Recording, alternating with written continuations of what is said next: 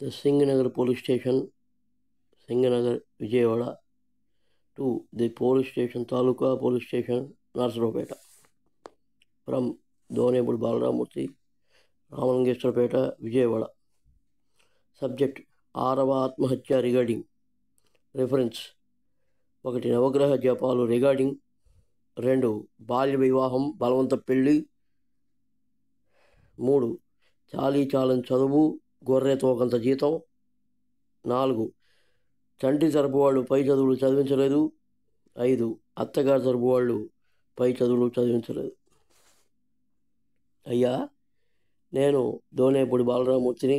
నా వయసు 24/1/2024కి నా డేట్ ఆఫ్ బర్త్ 4/5/1973, 51 సంవత్సరాలు. As per my date of birth certificate 51 సంవత్సరాలు. ఈ ప్రపంచంలోని, దేశంలోని, ఆంధ్ర రాష్ట్రంలోని గుంటూరు జిల్లాలో, ఇప్పుడు అది పల్నాడు జిల్లా, ఆ పల్నాడు జిల్లాలో పెరిగి పెద్దవాడిని అయ్యాను. విజయవాడ గవర్నమెంట్ హాస్పిటల్లో పుట్టానట. తండ్రి శ్రీ దోనేపూడి వెంకయ్య గారు ఏపీఎస్సీబీలో గుమాస్తాగా ఉండేవారు. 10th చదవగానే బాల్య వివాహం బలవంతంగా ఎన్నో హామీలు, చంద్రబాబు చేసే హామీలు లాంటివి ఇచ్చి 1989లో మా పెద్దన్నయ్య గారు, మా పెద్ద వదిన గారు వాళ్ళే ఈ బలవంత హామీలు చేశారు, వివాహం చేశారు. 24/8/1989. అప్పటికి నా వయసు as per my date of birth certificate 16 సంవత్సరాలు. నా భార్య కాబోయే అమ్మాయికి 8 సంవత్సరాలు. ఇలా ఈ కారణాల వల్ల బతకలేక, ఆ చదువు చాలక అనేక రకాల ఇబ్బందులు పడి 5 రకాలైనటువంటి ఆత్మహత్యలు చేసుకోవడం జరిగింది. అన్ని లెటర్స్ రాసి చావడం జరిగింది. ఆగస్టు 30, 2012 మొదటి ఆత్మహత్య, జూలై 23, 2014 రెండవ ఆత్మహత్య, మార్చి 28, 2015 మూడవ ఆత్మహత్య, 2017లో 4వ ఆత్మహత్య, 2019లో 5వ ఆత్మహత్య. ఇప్పుడు అయినా కూడా ఎవరు మారలేదు. అందువల్ల 6వ ఆత్మహత్య చేసుకునే విధానం కాశీలో ఏర్పాటు చేసుకున్నాను.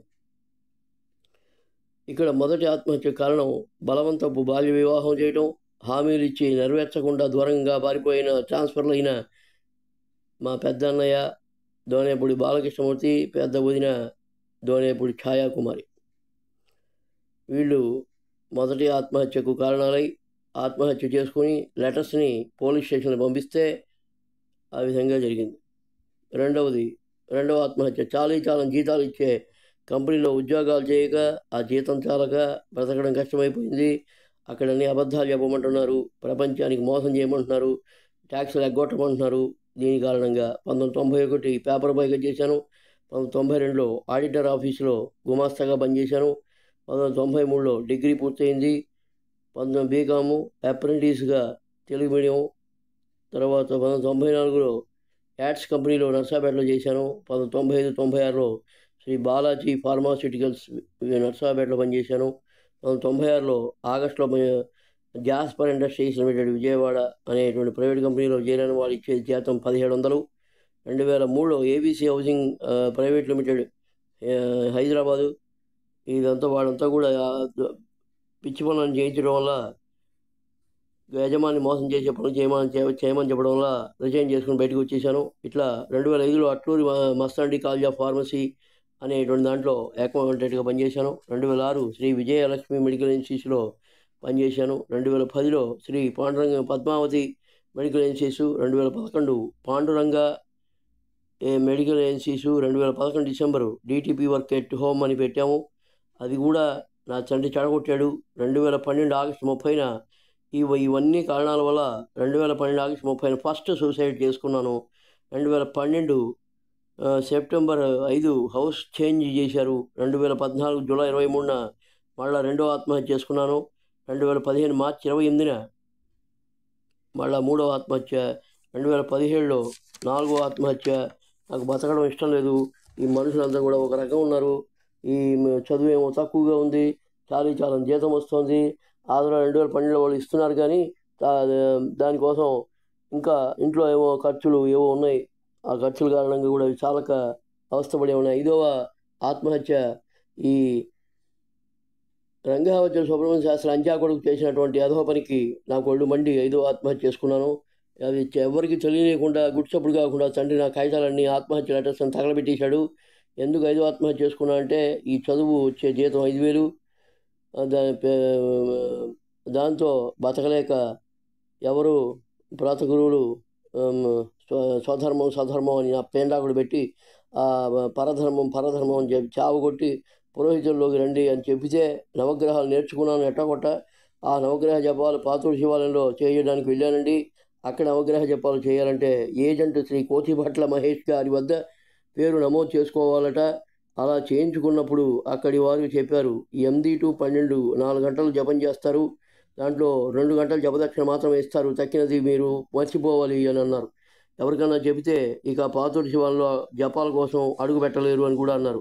వాళ్ళు దగ్గర పెట్టుకుని ఉండండి అని కూడా చెప్పారు. మీరు అలానే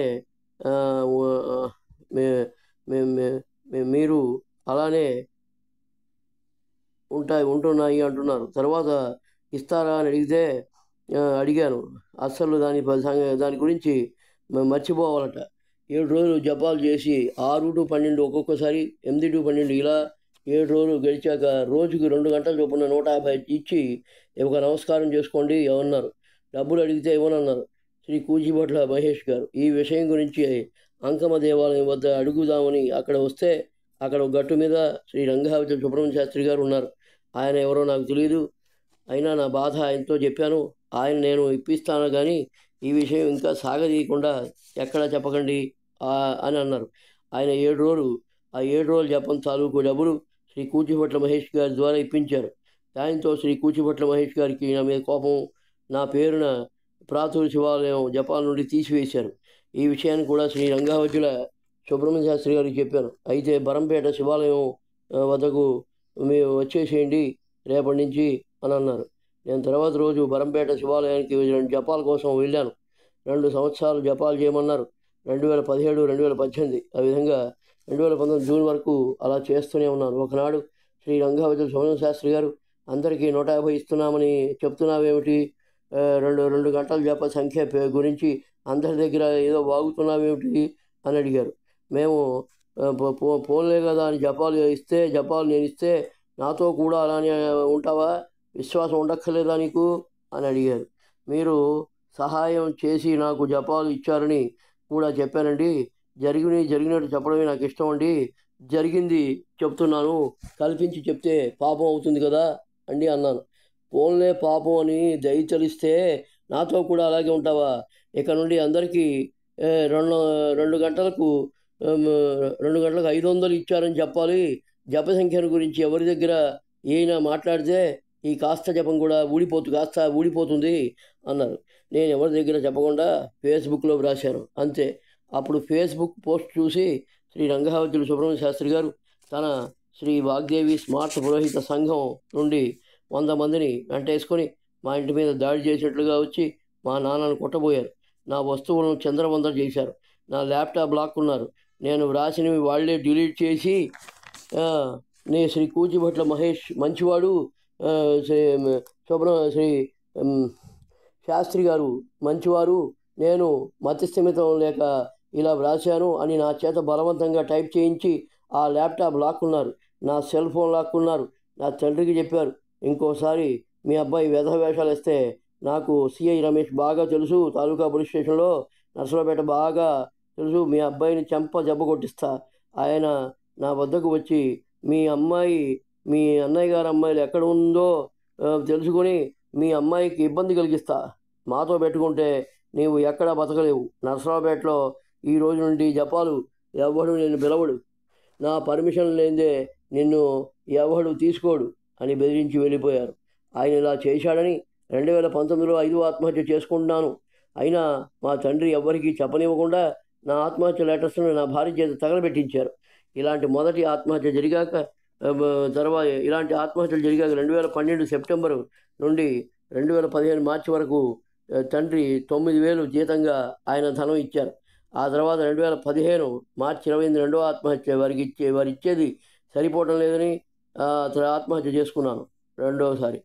అప్పుడు 2015 ఏప్రిల్ 1 నుండి పెద్దన్నయ్య బాల్య వివాహం చేసి హామీలు ఇచ్చి దూరంగా ట్రాన్స్ఫర్ చేయించుకున్న వైనం అంతా కూడా వ్రాసి ఈ విధంగా చేశారని చెప్తే, నువ్వు కోర్టుకి వెళ్ళొద్దురా, ఈ కోర్టులో రచ్చ రచ్చ అవుతుంది, పరువు పోతుంది బయటంతా, మేమే మేమే ఇస్తాం, మేమే దళితులకి ఇస్తున్నట్టుగా నువ్వు భావించాలి, మా మీద కేసులు పెడితే నీకు రూపాయి కూడా రాదు, అందువల్ల మా అంతటా మేమే ఇస్తున్నాము అని చెప్పి నెలకు 12,000 అన్న పెద్దన్నయ్య, తండ్రి గారు 6,500, తమ్ముడు 1,000 రూపాయలు, ఈ విధంగా కలిపి నెలకి 19,800 ఇస్తున్నారు. 2015 ఏప్రిల్ 1 నుండి ఆ 6,500లో 4,000 రూపాయలు దోనేపూడి కామాక్షి అకౌంట్కి ఆర్డీ ఒక బ్యాంకులో పెట్టి ఇచ్చాను. 2,500 ఆ ఉంటున్న ఇంటికి అద్దెగా ఆ ఇంటిలోనే అకౌంట్లోనే వాళ్ళు వేయించాను. 12,000 ప్లస్ 1,000 13,000. ఈ విధంగా వాళ్ళ మనవాళ్లకు, పెద్ద మనవాళ్లకు అప్పటిదాకా మొత్తం 35,000 రూపాయలు టాయ్స్, బొమ్మలు అవి ఇవి కొని నా పెండాకులు పెట్టుకుని డబ్బులు కాస్త దుర్వినియోగం చేశాను. నాకు పిల్లలంటే ఇష్టం కనుక 25,000 రూపాయలు వారి మనవరాలకి బొమ్మలు కొన్నాను. తమ్ముడి కొడుకు 35,000 బొమ్మలు కొన్నాను. ఈ 6 సంవత్సరాల్లో వాళ్ళకి బొమ్మలు ఆ విధంగా కొన్నాను. నేను ఖర్చు పెట్టినవి మొత్తం 95,000. 2015 మార్చి 28 3వ ఆత్మహత్య చేసుకున్నాను. ఈ గోలతో భరించలేక చీకాకు పుట్టి, ఇక వాళ్ళు ఏదో చూస్తున్నట్టుగా నేను బతుకున్నట్టుగా ఉంది, కానీ నాకు నేనుగా బతికేట్టుగా లేదు. చదివే చదువు పిచ్చి చదువు, వాళ్ళు ఏదో ఇచ్చినట్టుగా బిల్డప్లు ఇచ్చుకుంటున్నారు. వాళ్ళు మేము చూస్తున్నామని వాళ్ళు చేసిందే. వాళ్ళు ఈ విధంగా నన్ను తయారు చేశారు. నన్ను కాస్త నాశనం చేసే విధంగా తయారు చేసి దూరంగా బారిపోయి హామీలు ఇచ్చి పెళ్లి చేసి, బలంతో పెళ్లి చేసి, ఆమె ఎట్టాంటిదో నాకు తెలియదు, నేను ఎట్టాంటివాడినో ఆమె తెలియదు, ఇట్లా చేశారు. కాబట్టి 2015 మార్చి 28 నుంచి ఏప్రిల్ డిసెంబర్ వరకు ఈయన 12,000 చొప్పున 1,08,000. 2016లో 1,20,000, 2017 1,20,000, 2018 1,20,000, 2019 1,20,000, 2020 ఈ విధంగా 2024 సెప్టెంబర్ వరకు ఇద్దామని డిసైడ్ చేసుకున్నారట. మొత్తం మీద 11,85,000 నాకు ఇచ్చినట్టుగా మా తండ్రి గారే చెప్పారట. తర్వాత తమ్ముడివి 2015 నుంచి ఇప్పటిదాకా 1,17,000. హాస్పిటల్ ఎక్స్పెన్సెస్ ఈ యొక్క డీకే నడువు నొప్పికి వస్తే 2 లక్షలు ఇచ్చారు. దాంట్లో నేను కంప్యూటర్ కొనుక్కుందాం దాచుకున్న డబ్బు 50,000 కూడా తగ్గించేస్తే అది మొన్న నేను కట్టాను. 1,50,000 అయింది. తర్వాత ఈ 2,50,000 తండ్రి పెద్దన్నయ్య కలిపి ఇచ్చారు. హాస్పిటల్ ఎక్స్పెన్సెస్ ఇంటర్నేషనల్ హోమియో అనే దాంట్లో 1,00,000 రూపాయలు ఖర్చు పెట్టి ఇచ్చారు. నా తండ్రి పెద్దన్నయ్య చిన్నన్నయ్య కలిపి ఇచ్చారు. విజయవాడ హాస్పిటల్ ఎక్స్పెన్సెస్ మొన్న కాలుకి ఫ్రాక్చర్ అవుతే 20,000 ఇచ్చిపోయారు. నా తండ్రి పెద్దన్నయ్య చిన్నన్నయ్య కలిపి ఇచ్చారు. నర్సరావుపేట ఇంగ్లీష్ చదువు కోసం ట్రైన్ టికెట్స్, అదర్ ఎక్స్పెన్సెస్ కోసం 6,400 ఇచ్చారు. వాళ్ళే ఇచ్చారు. ఇంకా వాళ్ళు అనేకమైన కంప్యూటర్స్, డెస్క్టాప్ కంప్యూటర్ 50,000, తమ్ముడు ల్యాప్టాప్ కొనిచ్చాడు 30,000, మొత్తం కలిపి 80,000 ఈ విధంగా ఖర్చు పెట్టారు. దానికి రిపేర్స్ 3 నెలలకి 3,000 చొప్పున, సంవత్సరానికి 12,000, 2 సంవత్సరాలకి 24,000 ఖర్చు అయింది. మొత్తం వెరసి ఇంటి అద్దె నర్సరావుపేటలో 2,500 వాళ్ళ ఇల్లే, వాళ్ళు ఇచ్చే డబ్బులోనే వాళ్ళదే బ్యాంకులో వేసుకుని వ్యవహారం చేసాం. అద్దె 2,500, సరుకులు 3,000, గ్యాస్ 500, బియ్యం 1,150, దోనేపూడి కామాక్షికి ఆర్డీ డిపాజిట్ 4,000, మళ్ళీ ఇచ్చిన దాంట్లో అవన్నీ చేయాలట. ఆ విధంగా చేయాలట. ఆవిడ కోసం ఇచ్చారట. డీబీఆర్ ఆర్డీ డిపాజిట్ నేను కూడా 2,000 డిపాజిట్ చేసుకున్నాను. డీబీఆర్ పోస్టల్ డిపాజిట్ 500, ఎన్ఆర్టీలో జరిగింది. డీకే పోస్టల్ డిపాజిట్ నర్సాపేటలో 500, తర్వాత డిష్ టీవీకి 250, ఇతర ఖర్చుల్లో కరెంటు బిల్లు 350, ట్రావెలింగ్ ఆటోలో తిరగటం 1,000 రూపాయలు, కరెంట్ రిపేర్స్ 1,000 రూపాయలు, ఇలా వెరసి 16,750 ప్రతి నెల ఎక్స్పెండిచర్. పూల మొక్కలు 1,000, DK personal account 500, DBR personal account 500, ఎర్రమట్టి 500, ఇలా ప్రతి నెల 2,500 ఖర్చు పెట్టి అక్కడ చెట్లు అన్నీ కుప్పలుగా పెట్టాను. అవన్నీ ఆవిడకి అక్కల 16,750, 2,500, 19,250 మొత్తం అయిన ఖర్చు. వాళ్ళు ఇచ్చిన మొత్తం 19,500, ఖర్చు అయిన మొత్తం 19,250. మా దగ్గర ఉండదు కదా. ఇప్పుడు 2012 నుంచి ఈ విధంగా జరిగింది. తండ్రి 2012 నుంచి 2014 ఈ విధంగా 3,24,000. పెద్దన్నయ్య, చిన్నన్నయ్య, తమ్ముడు 2015 నుంచి 2024 వరకు 11,88,000. 2015 నుంచి 2024 వరకు 1,17,000. హాస్పిటల్ ఎక్స్పెన్సెస్ అంతా కూడా 1,50,000. హాస్పిటల్ ఎక్స్పెన్సెస్ 1,00,000 రూపాయలు. Hospital expenses Vijayawada 20,000. తర్వాత కోర్సు దీంట్లో ఇంగ్లీష్లో 6,400. కంప్యూటర్స్ కొన్నది 80,000. మొత్తం 19,85,400 రూపాయలు. ఆ తర్వాత కంప్యూటర్స్ రిపేర్స్ 1,20,000. ఈ విధంగా కంప్యూటర్స్ రిపేర్స్ 12,000 రూపాయలు. తర్వాత ఇతరత్ర ఖర్చులు 12,000 రూపాయలు. నా తండ్రి శ్రీ దోనేపూడి వెంకయ్య గారు, మా పెద్దన్నయ్య, పెద్ద వదిన, చిన్నన్నయ్య, చిన్న వదిన, తమ్ముడు అంతా కలిపి 20,09,400 రూపాయలు మా ఇద్దరి కోసం ఖర్చు చేశారు. 2012 నుంచి 2024 వరకు వారి టార్గెట్ పీరియడ్ అని చెప్పుకొని ఆ విధంగా పెట్టుకుని 20,09,400 ఇచ్చారు. ఈ విషయాన్ని మా తండ్రే స్వయంగా ఇంత ఖర్చు పెట్టాము కొడుకు కోడలు కోసం అని పోలీస్ కేసు పెట్టి తాలూకా పోలీస్ స్టేషన్లో నా మీద కంప్లైంట్ ఇచ్చారు నా తండ్రి. కొడుకు కోడలకి ఇచ్చామని చెప్పి వాళ్ళంతా వాళ్ళు కారణం వాళ్ళే అయినా కూడా ఇట్లా చేశారు. వాళ్ళు నన్ను కొట్టి వాళ్ళ మీద పోలీస్ కేసు పెడతానని పోవడానికి ముందే పోతున్నా అని చెప్పేసి వాళ్ళు అట్లా చేశారు. నా తండ్రి నన్ను కొట్టి నా కంప్యూటర్స్ పగలగొట్టి ఇల్లు రభస చేసినందుకు పేరు ఆయన మీద పోలీసు కేసు, నేను కూడా ఆయన మీద పోలీస్ కేసు పెట్టాను. అంతకంటే ముందే నాకు బలవంత పెళ్లి చేశారు. చదువు లేని అమ్మాయిని ఇచ్చి వివాహం చేశారు. ఎన్నెన్నో హామీలు ఇచ్చారు మా పెద్ద వదిన గారు. పెళ్ళి ఇది నా జీవితానికి కుదిబండే. ఇచ్చిన హామీలు తంగలు తొక్కి దూరంగా ట్రాన్స్ఫర్ చేయించుకుని మాకు దూరంగా పారిపోతూనే ఉన్నారు. 30 సంవత్సరాల తర్వాత ఇప్పుడు వచ్చి వాళ్ళ పిల్లల చదువుకి బీటెక్లు చదివించుకొని పెళ్ళిళ్ళు పూర్తి చేసుకొని అన్నీ పూర్తి అయ్యాక తండ్రికి సేవ చేయడానికి వచ్చాము, ఇక మేము ఇక్కడే ఉంటాము అని మా తండ్రి గారితో చెప్పారట. ఉగాండా నుంచి పూర్తిగా ఇక్కడికే వచ్చేసారట. మా పెద్దన్నయ్య, వదిన, చిన్నన్నయ్య బ్యాంకులో ఆఫీసర్గా పనిచేసి రిటైర్ అయ్యారు. వాళ్ళిద్దరూ నర్సరావుపేటలో ఒక హౌస్ కట్టుకున్నారు. ఇది వాళ్ళ స్టోరీ. ఇక మేము తండ్రి కొడుకు కోడలను ఎంత ఇచ్చాము లెక్కలు చూపించి పోలీస్ స్టేషన్లో ఆయన చెప్పినప్పుడు నేను చెప్పాలి కదా, తండ్రికి పని మనుషులుగా ఉన్నాము, సేవగా చేయదు. ఎందుకంటే కొడుకు కోడలకి ఇచ్చామని ఆయనకి చెప్పుకున్నప్పుడు మేము కూడా చెప్పుకోవాలి. కాబట్టి తండ్రికి పని మనుషులుగా ఉన్నాం. 2005 నుంచి మేము పని మనుషులుగా ఉన్నాం. నా భార్య వంట మనిషి, ఆవిడకి 20,000 శాలరీ ఇవ్వాలి. ఇప్పుడు ప్రజల్లో అప్పుడే ఉంది. అప్పటి రోజుల్లో 800 ఇస్తే కానీ రోజుకి వచ్చేవాళ్ళు కాదు. 20,000 వంట మనిషి ఆవిడకి. ఎప్పటికీ ఈ మధ్య రోజుకి 800 ఇవ్వకుండా వంట మనిషిగా వచ్చే వాళ్ళు కాదు.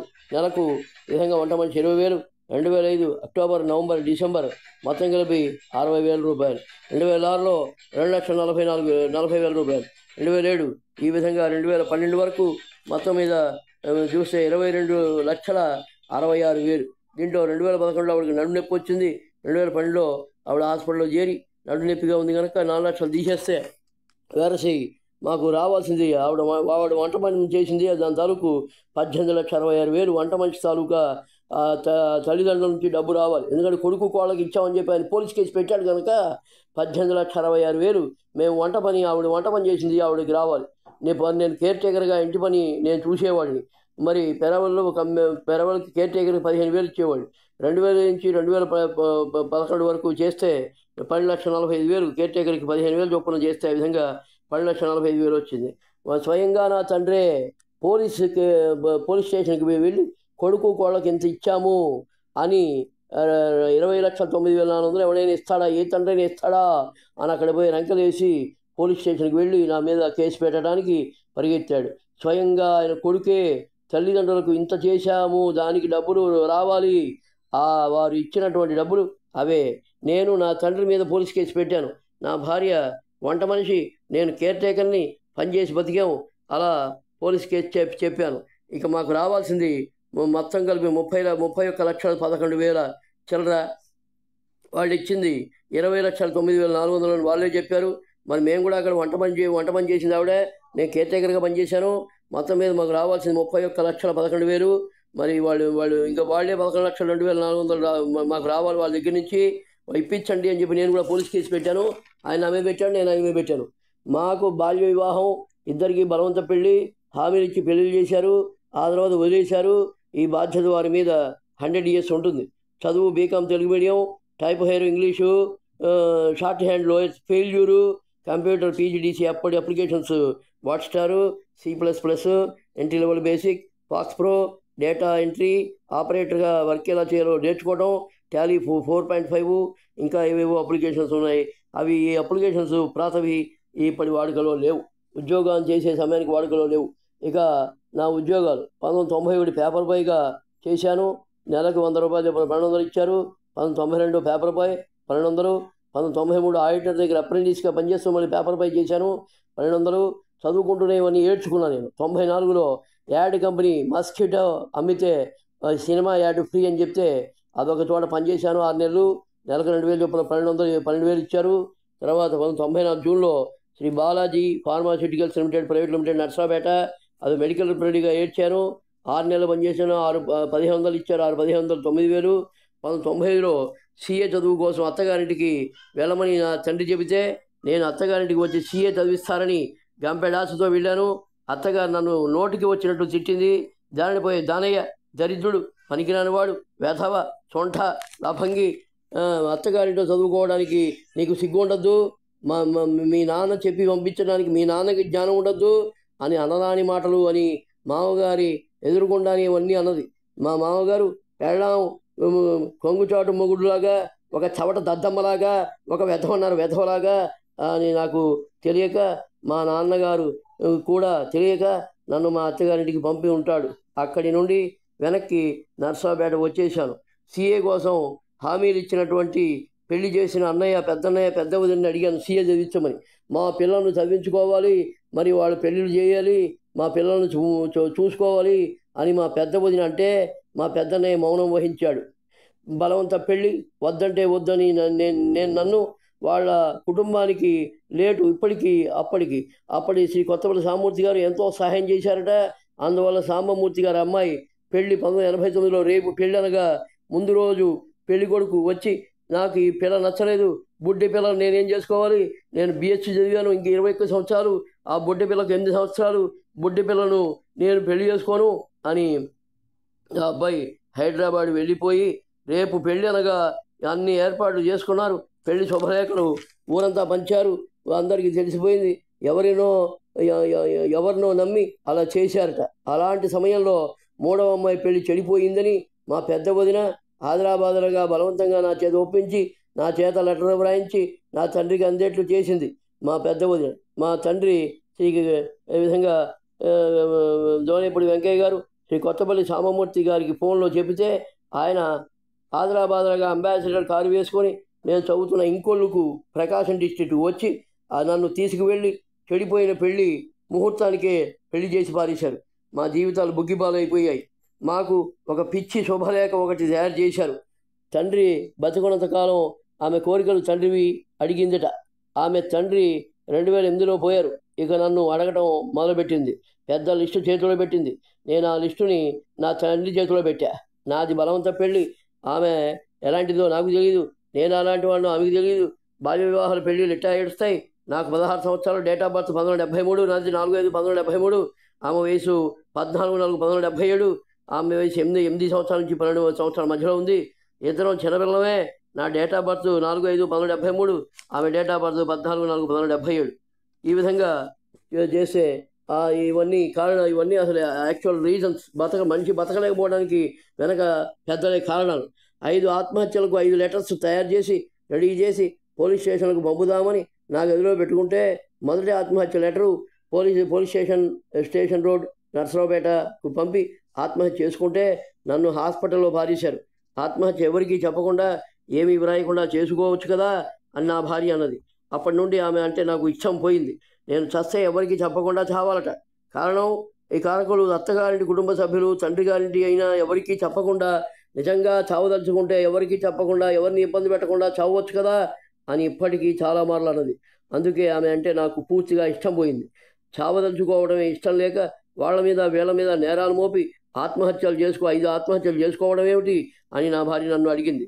ఎవరు తప్పులు చేసినా మౌనంగా ఊరుకోవాలా? మా తండ్రి పోయారు, నా యొక్క కోరికలు ఎవడు తీరుస్తాడు?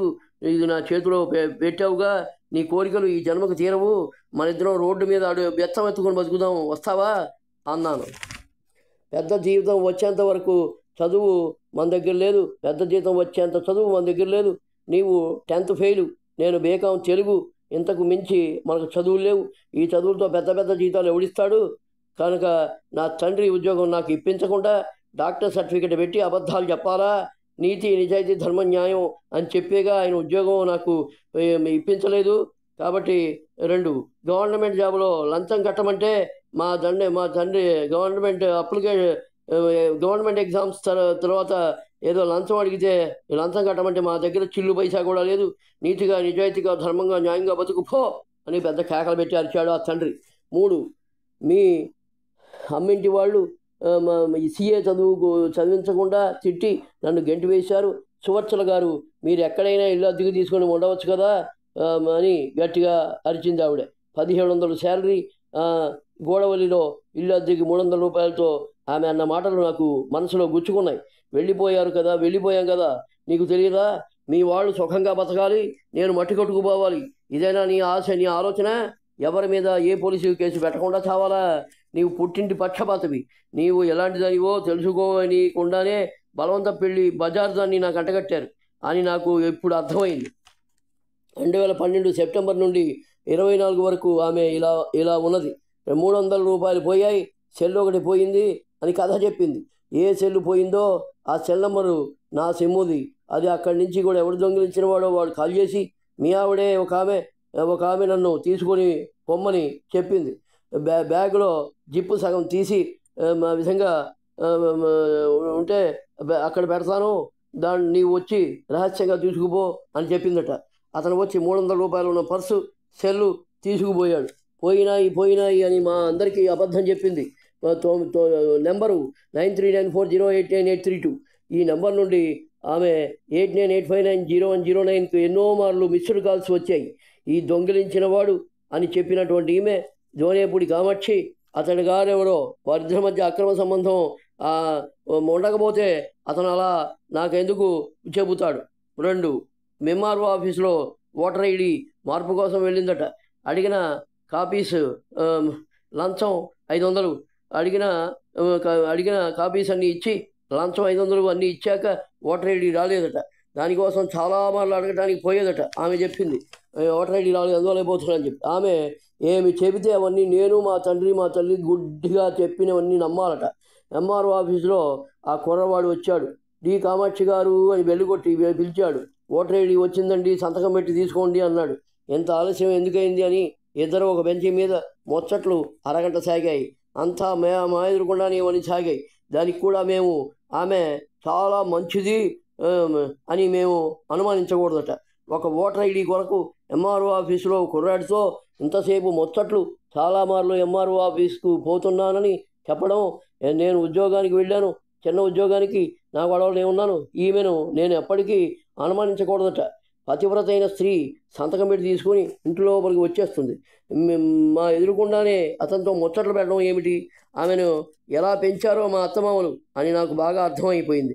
అయినా ఇప్పటిదాకా ఎప్పుడూ కూడా బయట పెట్టలేదు. ఎందుకంటే భరించేవాడు భర్త అంటారు కదా, మనసులోని కొట్టుకు తెచ్చాను.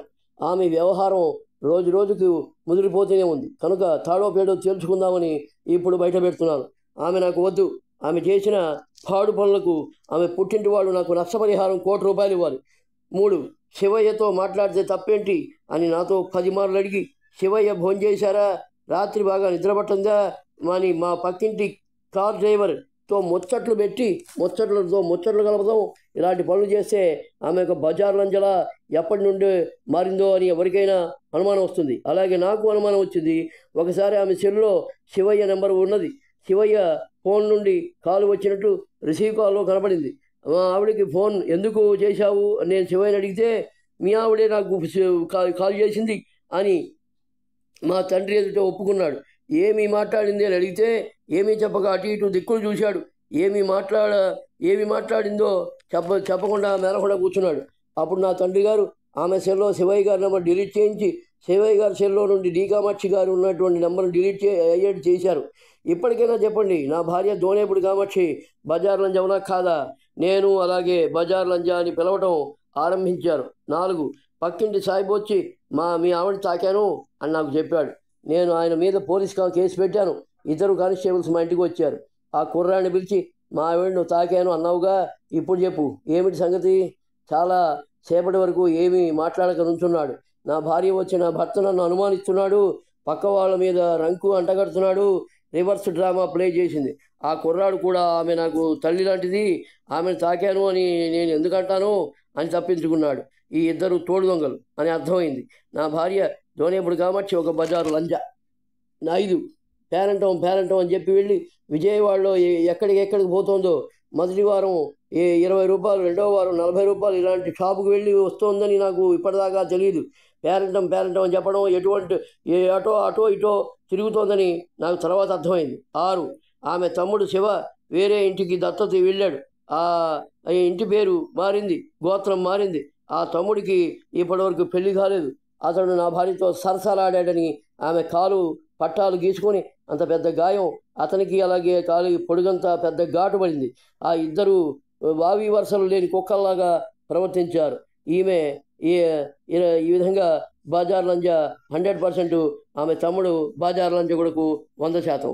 7 ఈమె పెద్ద బావ మరదలు, మీ పెద్ద బావ నా భార్యను మరదలు అని పిలుస్తాడా లేడా అని, కూతురు అని పిలుస్తాడా లేదని అడిగితే కాదు ఆవిడ నాకు మరదలే అవుతుంది అన్నాడు.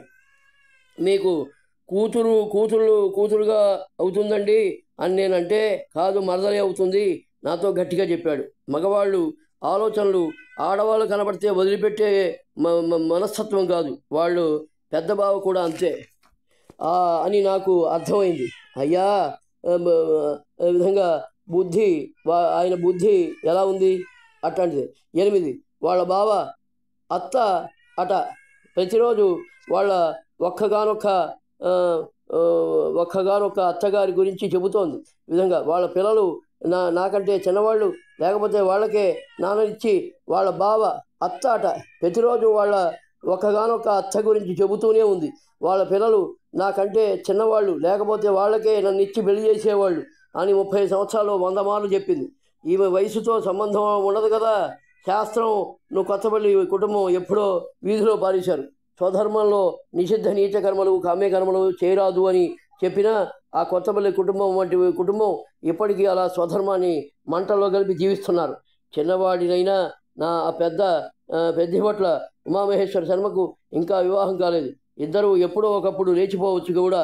వాడు ఆ చెన్నై లంజా కొడుకు భార్యను చూస్తూ ఆమె చీరకు తగులుతూ నడవటం ఇలాంటి వికారాలు నా ఎదురకుండానే చేశాడు. వాణ్ణి మడ్ర చేయడం ఖాయం. తమ్ముడి చావుకు చూసి అన్న భోరును ఏడుస్తాడేమో అని ఆగుతున్నా. ఎప్పుడో ఒకప్పుడు ఒక పొడుగాటి కత్తికొని 1 పెద్దపట్ల ఉమామహేశ్వర శర్మ లంజా కొడుకుని చంపేస్తా. 2 కొత్తపల్లి శివ లంజా కొడుకుని చంపేస్తా. 3 కార్ డ్రైవర్ శివయ్య లంజా కొడుకుని చంపేస్తా. 4 సాయిబు లంజా కొడుకుని మడ్ర చేసేస్తా.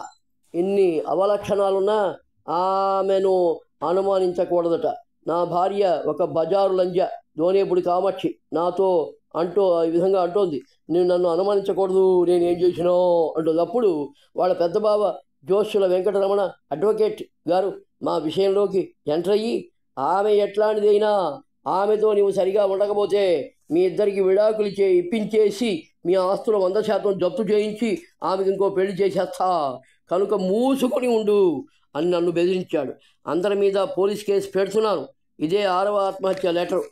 6వ ఆత్మహత్యకు ఇంకా కారకులున్నారు. మొట్టమొదటి ఆయన సంఘావజ్యుల సుబ్రహ్మణ్య శాస్త్రి, శ్రీ వాగ్దేవి పురోహిత సంఘం ప్రెసిడెంట్ నరసరావుపేట. 2 శ్రీ కొత్తపల్లి దత్తాత్రేయ జపములు, అతని యొక్క భాగవతం ఇవన్నీ తర్వాత వివరంగా రాస్తాను. 3 శ్రీ జొన్నవెత్తుల రవి. 4 శ్రీ పెద్దపట్ల భార్గవ శర్మ. 5 అగ్రిగోల్డ్ శివాలయంలో జపాలు. 6 పాతూరు శివాలయంలో జపాలు. 7 బరంపేట శివాలయంలో జపాలు. 8 ఆంజనేయ స్వామి గుళ్ళలో జపాలు నరసరావుపేట. 9 పాతూరు శివాలయం దాటి చివరికి పోయే అక్కడ కూడా దేవాలయం ఉంది. అక్కడ కూడా దేవాలయం ఉంది, అక్కడ జపాలు. ఇలా ఎంతోమంది శాస్త్ర పద్ధతిలో జపాలు చేయక వారి పద్ధతిలో వారు జపాలు చేయించి ఫోర్స్ చేయించి నా చేత చేయించారు. దాని వివరాలు కూడా నెక్స్ట్ పార్ట్ 2లో రాస్తాను. ఇంకా ఉంది. ఇట్లు దోనేపుడి బాలరామూర్తి భార్య మాటల్ని భార్య ఎన్ని చేసినా కూడా నేను ఆవిడని అనుమానించకూడదట, నేను ఆవిడ ముడ్డి నాకుతూ కూర్చోవాలట. వాడు బావలంచా కొడుకు వాడు వచ్చి వీడి సపోర్టు నన్ను బెదిరించాడు, వాడి సంగతి తెలుస్తాను ఖాయంగా. ఇది మామూలు విషయం కాదు, టీవీ నైన్ కూడా దీన్ని తెలియజేస్తాను. ఈ పార్ట్ 1, పార్ట్ 2 వస్తుంది. ఈ కొత్తపల్లి దత్తాత్రేయ లంచా కొడుకు నా చేత ఎటువంటి జపాలు చేయించాడో, తర్వాత ఎవరెవరు ఏం జపాలు చేయించారో, ఎట్లాంటి రకాల జపాలు చేయించారో అవన్నీ వివరంగా తర్వాత రాస్తాను. ఎందుకు నేను ఇట్లా మారడానికి కారణాలు ఏమిటో కూడా రాస్తాను.